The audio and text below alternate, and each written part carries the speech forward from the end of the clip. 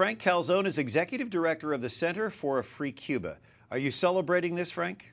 Not quite. While 12 Cubans managed to get on that ship, there are hundreds of Cubans fleeing Castro, waiting for passage in Central America as refugees. So there's still refugees trying to cross the straits on rafts. Why are there so many if things are improving between the U.S. and Cuba and supposedly for the Cuban people? Because things might be improving as far as the so-called legacy of President Obama, but they're not improving as far as the Cuban people. There has been an increasing repression. Raul Castro offered a couple of years ago that every Cuban was going to have a glass of milk.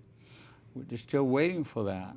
In the recent Congress of Cuban Communist Party, that some people on this side were hoping to see some moderation, Raul Castro was elected unanimously again for 5 more years as Secretary General of the party.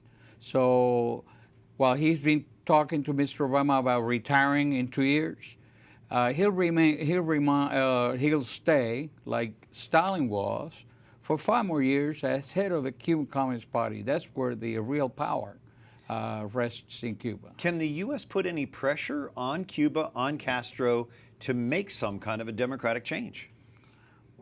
The president could, but has not, put pressure at least to stop some of the most outrageous human rights violations. While the president was in Cuba, Cuban women, mothers, wives, daughters of political prisoners were beat up or dragged down the street. It is unconscionable that the President of the United States did not say to Raul Castro, this has to stop. What do you hear from Cuban Catholics, Frank? Cuban Catholics are happy now that Cardinal Ortega finally retired. In the views of many of us, the Cardinal meant well, but he was too involved in politics. I think we now are going to have an archbishop from Camagüey who is more interested in religion and helping the poor. That's our kind of religious leader in Cuba. Well, that's a positive change. Frank Calzon, thanks for joining us tonight. Thank you.